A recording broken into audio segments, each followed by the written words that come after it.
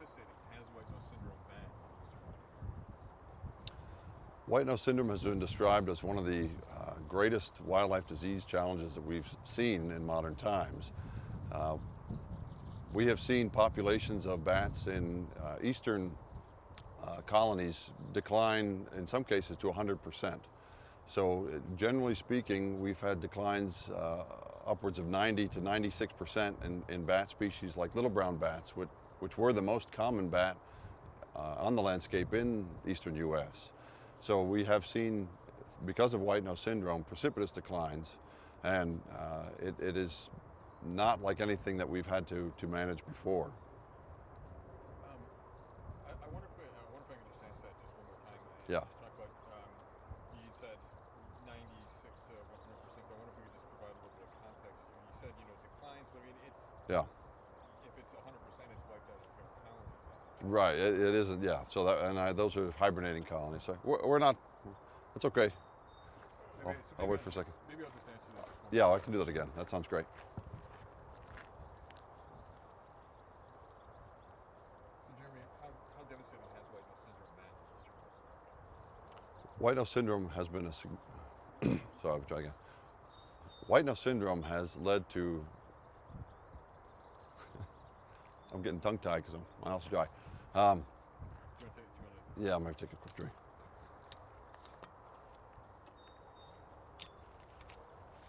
Sure, okay. White nose syndrome has been a significant wildlife disease crisis in the eastern, white nose syndrome has been a devastating disease for hibernating bats in eastern North America. We have seen some hibernating colonies decline upwards of 90 to 96%, and in some cases, some of the small colonies in winter have completely disappeared as a result of infection from white nose syndrome. Not all bat species are affected in the same way, but many bats that have been, up until now, very common on the landscape in the eastern U.S. and eastern Canada have declined by more than 80 or even more than 90% in many cases. What bat species are particularly affected by white nose syndrome? There are several bat species that are affected by the disease, there are several bat species that are affected by white nose syndrome. The little brown bat, the tricolored bat, the northern long-eared bat, and the Indiana bat, which are fairly common in the in eastern North America. Sorry. There are several species of hibernating bat that are affected by the disease, white nose syndrome. The little brown bat, the tricolored bat, and the northern long-eared bat are particularly hardest hit by the disease, with impacts over 80 to 90% in many places. There are other species that are also affected, though, that are doing a little bit better than those species. The big brown bat, which is a fairly common species, fairly commonly found in attics and barns and on homes, it has been affected by the disease, but has only declined by 20 to 25% in many locations that we know of. When you have such widespread loss or such profound loss of bats, I imagine it's going to have an impact on the ecosystem. What are you finding in terms of just the impact it has on the ecosystem? So bats are the primary consumer of night-flying insects in North America, and they typically eat moths and other species that are abundant in forests and in agricultural areas as well. Things like cornworm are also too much wind. Hold on for just 1 sec. Let's just start there. Okay. What are the ecosystem impacts of losing bats? So bats are the primary consumer of night-flying insects, and they typically eat moths and other insects that are out in the evening or at nighttime, associated with forests or even agricultural areas. Bats consume half or more of their body weight in insects a night, and so because of white nose syndrome, the declines that we've seen in bat populations, there are literally tons and tons of insects that would have been consumed by those individual animals that are no longer being consumed. We are trying to figure out what the potential, or we know the potential ecological impacts might be based on what we know that they consume. I'm sorry, this is not exactly what I wanted to say.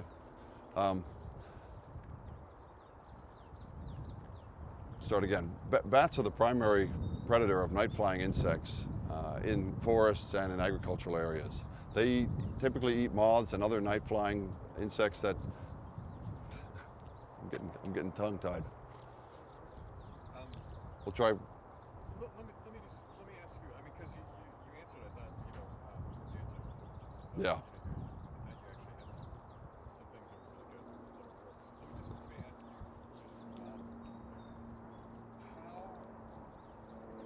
How quickly has Yeah. how quickly has white nose syndrome spread?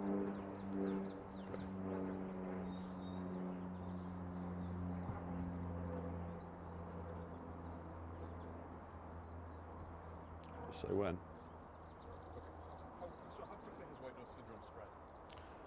White nose syndrome spread very rapidly from where it was first discovered in Schoharie County, New York, outward to cover multiple states across the eastern U.S. and up into eastern Canada.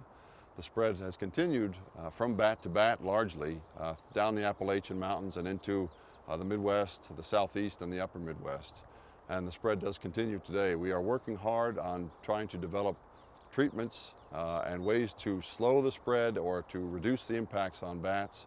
But unfortunately, the disease is spreading a lot more quickly than we had hoped, and the methods that we're putting in place to manage the spread, to give us some time to get some research done, to provide us with the tools to manage the disease,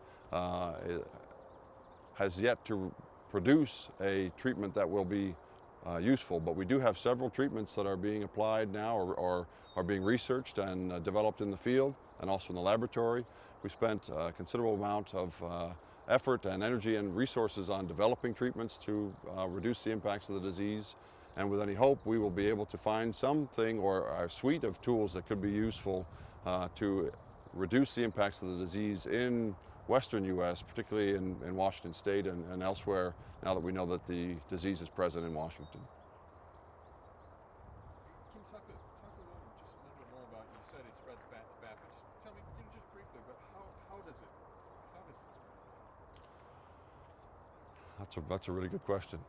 So the transmission of the fungus Pseudogymnoascus destructans, which is what causes white nose syndrome, is believed to be largely from bat to bat. The specific timing and the mechanism that it's happening is still a topic of research, and we're trying to figure out exactly when the fungus is most likely spread. We suspect that the fungus is spread largely in the fall, when male bats will travel from swarming site to swarming site, which are these aggregations pre-hibernation, where bats will congregate in local areas, and the males are likely going into affected locations. Okay.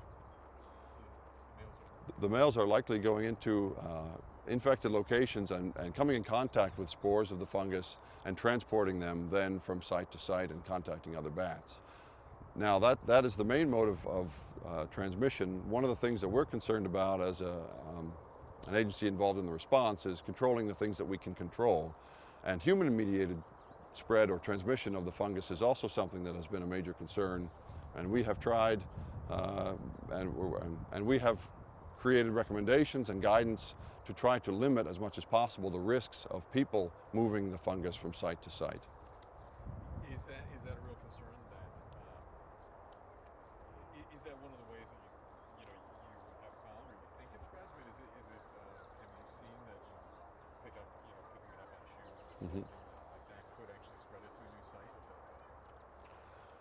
Yeah, human-mediated transmission of the fungus has been a major concern since white nose syndrome was first discovered in New York State.